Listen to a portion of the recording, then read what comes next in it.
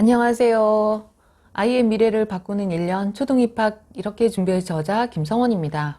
초등학교 입학을 앞둔 학부모 연수 자료로 유튜브에 자료를 올리면서 이제 입학을 준비했는데요. 이제 아이들이 3월 2일 날 입학을 하고 또 학년이 높은 아이들은 새학년을 맞이하면서 부모님들이 조금 댁에서 여유를 가지시고 우리 아이들이 학교에 다녀오는 것을 기다리실 것입니다. 오늘 제가 말씀드릴 것은요. 우리 아이들이 공부하는데 정말 어떤 방향으로 공부를 해야 되는지에 대한 말씀을 드리고자 합니다.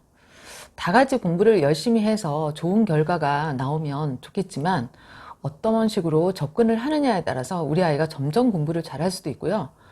어떤 경우에는 가면 갈수록 공부하는 것이 어렵다고 느껴지는 아이도 있고요.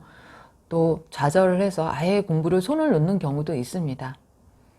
근데 한편으로 생각하면 부모님들께서 다 신경 쓰시고 공부를 잘 하도록 이끌어 주시는데도 불구하고 그런 결과를 낳는 경우를 많이 보았습니다. 학교에서 아이들을 살펴보면 크게 세 부류로 나눠볼 수 있습니다. 첫 번째는 역량이 되는 아이라고 말할 수 있는데요. 뭐 국어나 수학이나 뭐 이런 단원 평가를 보면 점수는 아주 완벽하지는 않지만 공부 시간에 적극적으로 발표를 하거나 수업에 참여하고 문제를 해결하는 과제를 주어졌을 때도 자기 나름대로 최선을 다하는 아이. 그래서 교실에서 너무 적극적인 행동을 하는 아이입니다. 그리고 책 읽기도 스스로 잘하고 있고 일기 쓰는 거, 글 쓰는 걸 보면 자기 나름대로의 생각과 그런 느낌을 잘 표현할 줄 아는 아이입니다. 두 번째는 학교 생활에 대해서는 그다지 적극적이진 않지만 시험은 잘 보는 아이들이 있습니다. 이런 아이들은 대체로 학원에 많이 다니거나 학습지, 집에서 공부하는 양이 많은 거고요. 지금 당장 배우는 거에 반복적으로 많은 학습량을 소화해내는 아이들이라는 생각이 들었습니다. 세 번째는 학교 생활을 하는데 좀 어려움이 있는 아이입니다. 그러니까 부모님께서 아이의 학습면이나 이런 부분에 대해서 조금 바쁘신 경향도 있고요. 아예 모든 것을 학교 가서 해야 된다고 하고 기다리신 부모님들이 여기에 해당되는 건데요. 제가 세 가지 중에서 가장 긍정적이라고 얘기하는 아이들은 첫 번째 아이들입니다. 이제 1학년을 담임하다가 고학년 때 올라가면 아이들을 또 만나게 됩니다. 근데 여전히 1학년 때 역량을 가지고 공부하는 아이들은 뭐 고학년 가서도 그런 패턴으로 공부하면서 아주 공부를 잘하는 경우를 보았고요. 두 번째 같은 경우는 크게 발전하는 모습은 보이지 않고요.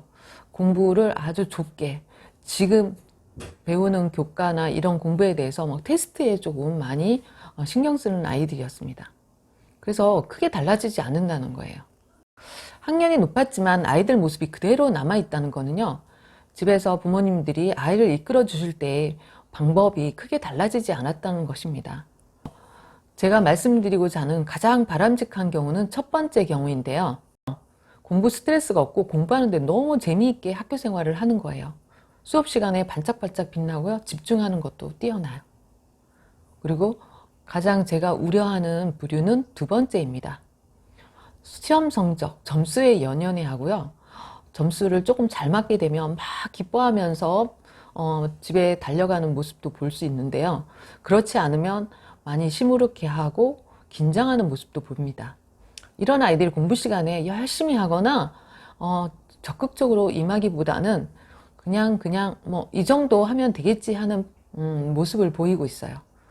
세 번째는 조금 준비가 안 되고 역량이 갖춰지지 않은 상태로 들어온 아이들이기 때문에 좀 손이 조금 더 가는 거는 사실이지만 학교에서 공부하는 것들을 성실하게 따라오고 하나하나 공부하는 방법을 익히게 되면 이런 아이들도 이제 2학년 올라갈 때는 아주 잘하게 되는 아이로 바뀌어 가고 있습니다. 그래서 부모님께서 특별히 관리를 하거나 이끌어 주시지 않는 점이 조금 아쉽지만 아이가 스스로 하겠다는 의지만 있으면 하는 아이들도 꽤 많이 보았습니다. 제가 가장 우려스러운 아이들이 두 번째 부류라고 하는데요. 시험 점수를 잘 맞고 가면 부모님들이 흡족해 하십니다. 내가 학원에 보내기를 잘했구나. 이 학습지를 하기를 잘했구나 하면서 아이의 공부 방법에 대해서 다시 한번 검토를 하거나 우리 아이에게 진정으로 이게 필요한 방법인지 재고도 없이 그냥 계속해서 많은 양과 많은 시간을 공부하는데 아이들을 몰아넣고 있기 때문입니다. 이런 아이들을 학교에서 보면 안타깝습니다. 그래서 학부모님과 상담할 때는 조금 더 여유를 가지고 아이의 학습량이라든지 학원의 수를 줄이는 것이 어떠냐. 아이들이 짜증내고 지치고 재미없어 하는 모습을 보면 이 아이는 장기적으로 공부 잘하는데 어려움이 있을 것이라고 제가 예고도 하는 경우도 보았는데 학부모님들이 잘 받아들이지 않습니다. 이 정도는 기본이 아니에요 하는데 저는 아이들을 많이 보고 부모님들은 한 아이만 보는 경우이기 때문에 어느 정도가 지나치고 어느 정도가 적정선인지 잘 보지 못할 것입니다. 그래서 담임선생님께서 아이의 상황을 보고 조금 더 부모님께서 줄이고 여유를 아이에게 주라고 이야기한다면 그걸 적극 수용하면서 아이를 이끌어 주셨으면 좋겠습니다. 3가지 예를 들어서 설명한 이유는요, 공부 역량 때문입니다. 학년이 높아지고 학습량이 많아지면 공부 역량이 따라가지 않은 아이들. 이제 첫 번째로 1, 2학년 때 공부 역량이 갖춰지지 않고 그 공부 역량을 키우는 공부를 하지 않으면 3학년 때부터 부딪히기 시작한답니다. 1, 2학년 때는 수학도 연산 위주로 되어 있다가 3학년 돼서 조금 난이도가 어렵게 되면 아이들이 수학은 어려워, 수학은 힘들어 하면서 손을 놓게 되는 아이들도 생기는 첫 번째 학년이 3학년입니다. 그리고 초등학교는 그럭저럭 공부하면서 지내다가 또 한 번 부딪히는 학년이 중학교 가서이지요. 공부가 난이도도 어려워지고 학습량은 더 늘어나서 아이들이 해야 될, 소화해낼 부분은 많은데 역량을 갖춰주지 않고 계속해서 사고하는 문제라든지 생각을 요하는 문제가 나오면 이때까지 하지 않았던 방법이라서 더욱 어려움을 많이 느끼게 되는 것이죠. 그러면 부모님, 이 시점에서 우리 아이 공부는 어떤 방법으로 해야 되는지 생각이 드시나요? 계속해서 말씀드리는 것은 공부 역량을 키우는 학습 방법을 택하시라고 말씀드리는 겁니다. 공부 역량을 키운다는 것은 앞으로 공부를 잘할 수 있는 그릇을 키운다는 것입니다. 그래서 당장의 시험 점수가 금방 높은 점수로 나온다는 보장도 사실은 없습니다. 아이마다 높은 점수가 금방 나오는 아이도 있지만 그렇지 않은 아이도 있는데 한마디로 말씀드리면 가면 갈수록 공부를 잘할 수 있는 아이가 된다는 뜻입니다. 그럼 어떻게 공부 역량을 키우면서 우리 아이를 이끌어 주어야 될까요? 그래서 제가 말씀드리는 방법은 크게 한 4가지 정도입니다. 첫 번째는 독서하는 힘을 기르라는 것입니다. 그래서 아직 책 읽기가 제대로 잡히지 않은 아이는 책 읽기를 잘 할 수 있도록 부모님께서 일단 책에 대한 관심을 높이고 아이가 책을 잘 읽을 수 있는 여러 가지 방법을 모색해서 책 읽기가 1학년 때는 잡히도록 해야 되는데요. 책에 흥미가 없는 아이들 보고 책을 읽으라고 책을 떠미면 아이들은 책을 더 싫어합니다. 가장 좋은 방법은 부모님께서 재미있는 책을 읽어주시는 겁니다. 아이가 관심을 보이는 부분에 해당되는 책을 먼저 고르고 조금 더 흥미 위주의 책을 먼저 가져다 읽어주면서 아이가 부담 없이 재밌다 하면서 읽어주는 것입니다. 적어도 1학년 때까지는 책 읽기가 틀이 잡히도록 하려면 1학년까지는 무조건 읽어주셔야 된다고 봅니다. 책을 싫어하는 아이에게 가장 좋은 방법은 부모님이 읽어주는 것이기 때문이죠. 두 번째는 메타인지 학습법입니다.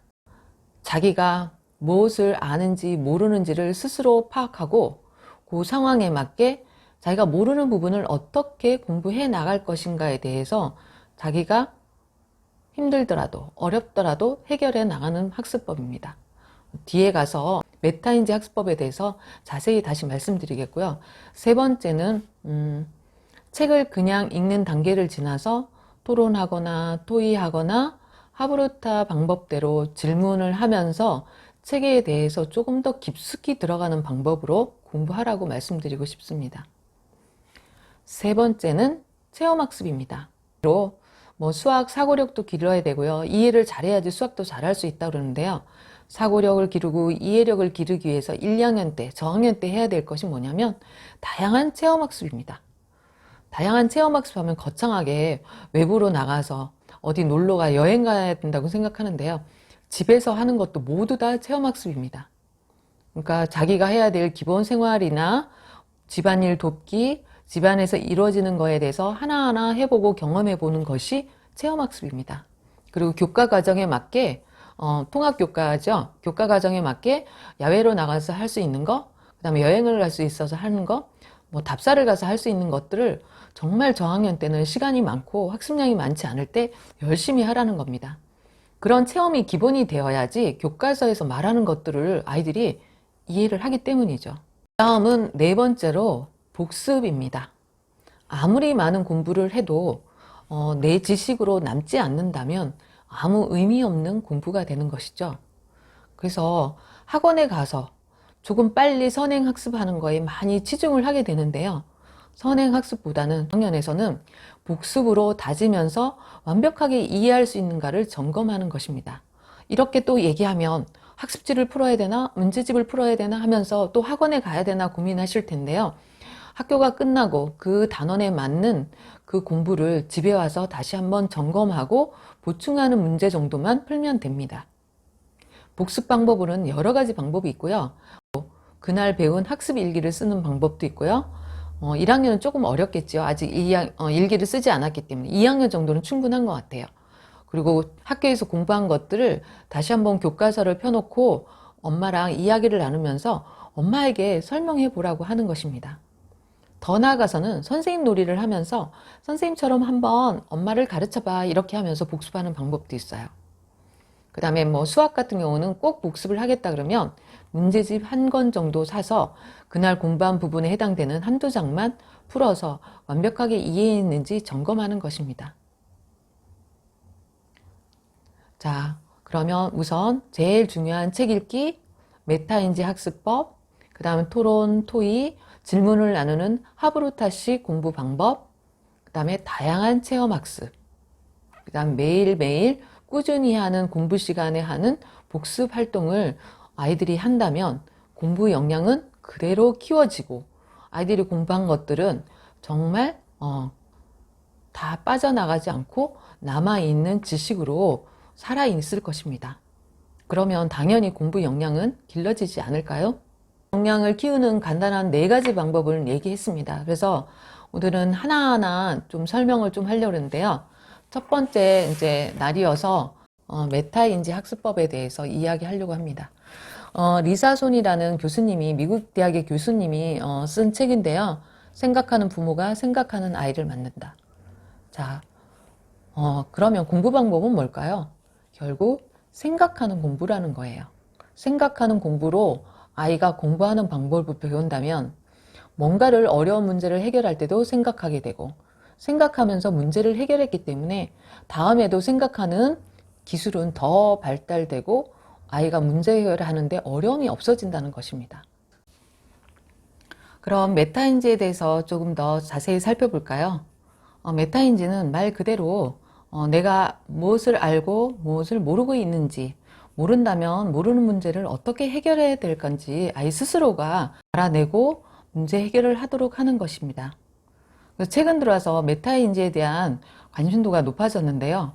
공부 잘하는 아이들이 사용한 학습법이라고 해서 잘 알려졌습니다. 그래서 리사손 교수님께서도 메타인지 학습법을 사실은 평생 살아가면서 필요한 인지 방법으로 알아두어야 되는데 공부 잘하는 방법으로 오해할까봐 약간 우려스러움을 표명한 것도 보았는데요. 그러니까 메타인지 학습법은 아이 스스로가 주체적으로 자기의 학습 방법을 이끌어가는 방법입니다. 이제 부모님께서 아이를 공부시킨다 하면 일단 성적도 잘 나와야 되고요. 빨리 해야 되고요. 많은 양을 해서 정말 원하고자 하는 결과물을 얻어내려고 많은 노력을 기울입니다. 그리고 흔히 하는 뭐 학원 가기, 학습지 하기, 그 다음에 다양한 문제를 많이 풀어내는 것. 그것이야말로 아이가 공부를 잘하고 우등생으로 나가는 지름길이라고 생각하는데요. 메타인지 학습법하고는 약간 거리가 있습니다. 아이가 하는 거는 분명히 맞지만 양에 치우치거나 빠른 방법, 쉬운 방법, 실패가 없는 방법하고는 거리가 있다는 이야기시죠. 그래서 아이 스스로가 문제를 해결해 나가도록 부모님께서 지켜보시라고 이야기하고 있는데요. 요즘처럼 한 아이나 뭐 둘을 키우면서 부모님께서 학습에 대한 지대한 관심이 많을 때 사실은 이 방법은 하기 힘든 부분도 있습니다. 그래서 이상과 현실에서 부모님들이 많은 갈등을 하시게 되는데요. 이 책을 한 번이라도 읽어보신다면 우리 아이가 정말 역량을 키우는 학습법이 무엇인가 판단이 내려질 것입니다. 결론은 메타인지 학습법입니다. 많은 공부를 학원에 가서 하고 학교에서 하고 집에서 공부를 한다 한들 이것이 내 지식으로 남아서 다음에 어떤 문제를 해결하는데 도움이 되지 않는다는 얘기를 책에서도 하고 있습니다. 그런데 과연 부모님들은 어떻게 하고 계신가요? 우리 아이가 무엇을 모른다고 질문을 하게 되면 어떤가요? 예를 들어서 우리 아이가 엄마, 토끼는 무엇을 먹어요? 이렇게 몰라서 질문하면 부모님은 어떻게 하나요?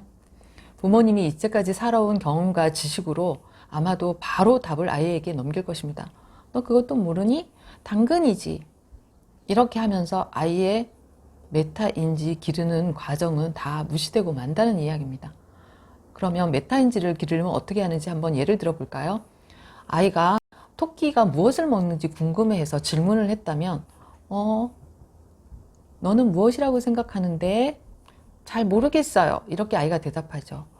그러면 어떻게 해서 그걸 알아낼까? 하면서 또 부모님께서 질문을 하는 거예요.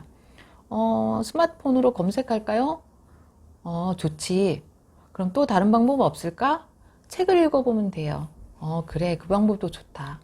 그래서 아이가 지식 검색을 하거나 동물 관련된 책을 찾아서 읽으면서 그걸 찾아내는 것이 메타인지 학습법입니다.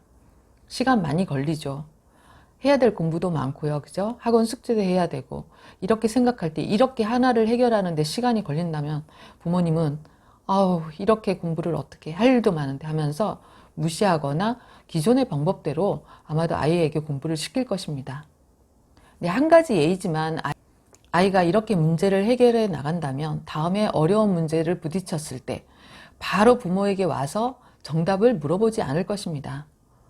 어떻게 해야 될지를 다시 한번 생각하고 또 모른다면 부모님한테서 물어볼 때 부모님은 또 어떻게 해야 되지? 너의 생각은 어떠니? 하면서 계속 질문을 통해서 아이가 스스로 방법을 찾아가도록 이끌어줘야 된다는 것이 메타인지 학습법입니다.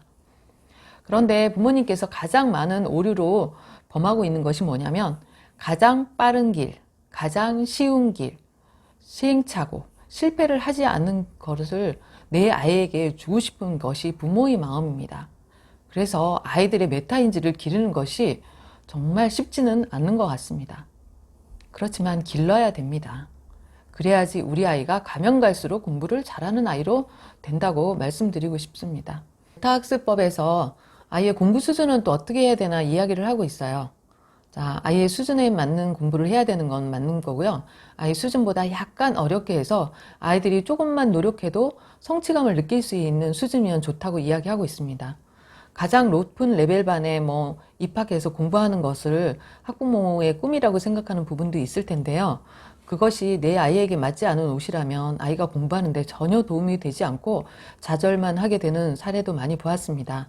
그리고 한국에서 현실적으로 메타인지 학습법으로 느리게 공부해 나가는 방법을 지금 책으로 이야기하고 있지만 현실에서는 많은 어려움이 있다는 것을 알고 있습니다. 이렇게 하려고 하다 보면 내 아이가 너무 많은 양을 공부하는데 어려움이 있고 또 성적을 빨리 내야 되는데 또한 걸림돌이 될 수도 있다고 생각합니다. 하지만 단기간의 어떤 성취감보다는 장기적으로 봤을 때 정말 내 아이의 실력을 보여줘야 할 때 내 아이가 실력 있는 아이로 성장했으면 더 좋겠다는 생각으로요. 단기간의 목표, 지금 당장의 점수보다는 아이가 행복하게 공부하면서 아이의 역량도 키울 수 있는 그런 방법이라고 생각하고 아이의 행복에 우선순위를 두는 것이 좋다고 생각합니다. 아무리 아이가 아파도 부모가 대신 아파줄 수 없듯이 메타인지 학습법은 아이가 주체적으로 해야 되기 때문에 부모가 정말 많은 정보와 지식을 가지고 있더라도 조금 참고 기다려주면서 우리 아이 능력이 극대화되도록 많은 기회를 주는 것이 가장 메타인지 학습법에서 중요한 상황이라고 봅니다. 오늘은 메타인지 학습법에 대해서 좀 더 자세히 살펴보았는데요. 꼭 읽어보시고 우리 아이 역량을 키우는데 정말 메타인지 학습법은 좋구나 하는 그런 강렬한 느낌을 받으셨기를 바랍니다. 오늘 이야기는 이것으로 마치겠습니다.